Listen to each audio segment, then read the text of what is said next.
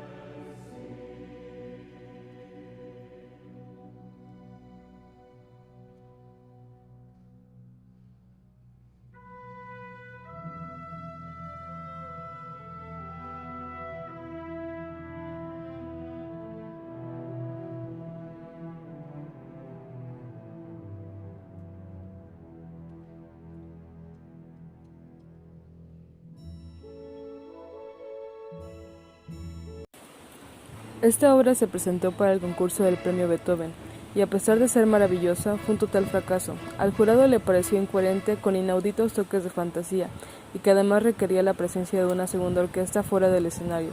Eso fue demasiado para el jurado, y el premio se lo llevó un tal Robert Fuchs, un compositor pronto olvidado.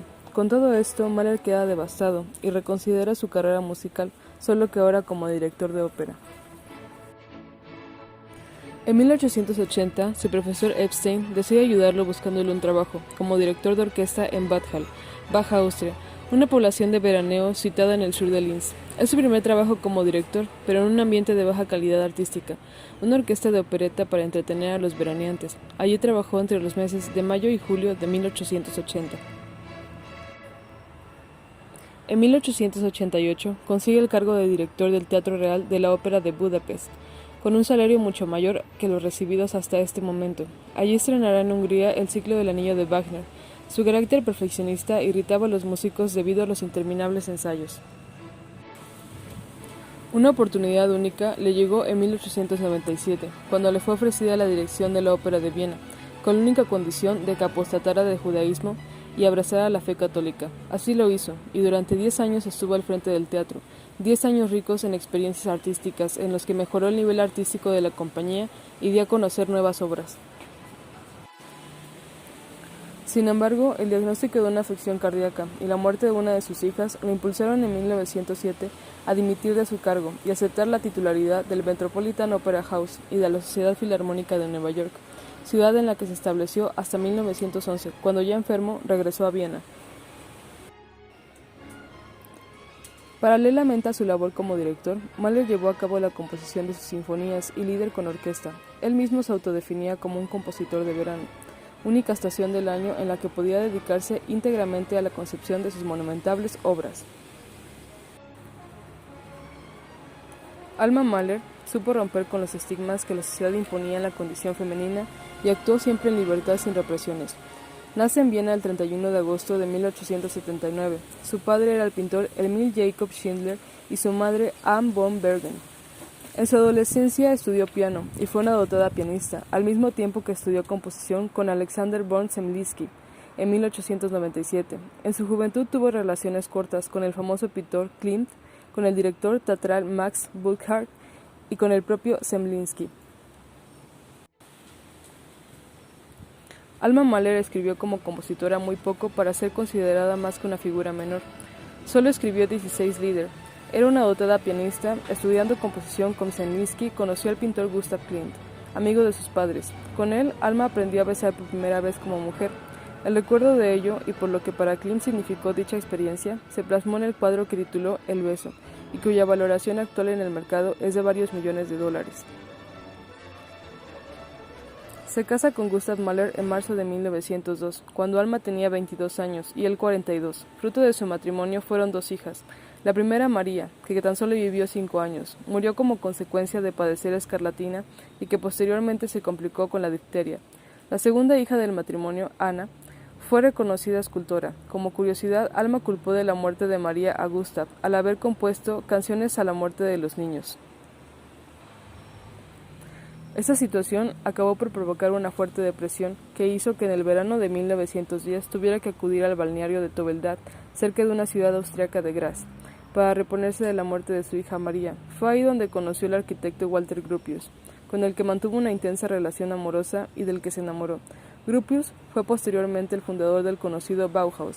El Bauhaus es una innovadora escuela de arquitectura que consiguió algo tan innovador para la época como fusionar el arte y diseño industrial. El matrimonio de Alma con Gustav significa que ella debía abandonar sus inquietudes artísticas y musicales para dedicarse completamente al cuidado de su marido y de sus hijas. Alma solo le ayudaba como copista y lectora de pruebas de las obras de Gustav. Para él, 2 músicos no tenían cabida en su hogar. Amaba a su esposa y admiraba su talento como compositora, pero antepuso sus intereses como esposo y obligó a Alma a abandonar cualquier actividad creativa para centrarse exclusivamente en sus tareas domésticas. Un día, Gustav se entera de la infidelidad de Alma por una carta que le envió Walter. Gustav le pide a Alma que abandone a Walter y siga con él. Es cuando Gustav se empieza a interesar por las actividades artísticas de Alma, pero la relación ya estaba completamente mal. Esta crisis matrimonial creó un fuerte malestar emocional en Gustav Mahler y hace que acuda a la consulta de Sigmund Freud. Gustav muere en Viena el 18 de mayo de 1911. Poco después de su crisis matrimonial, que le afectó muy duramente, padeció una fuerte cardiopatía. Alma acompañó a Gustav por su gira musical de 1911 por Estados Unidos. Permaneció junto a él durante todo su viaje y le acompañó hasta su muerte.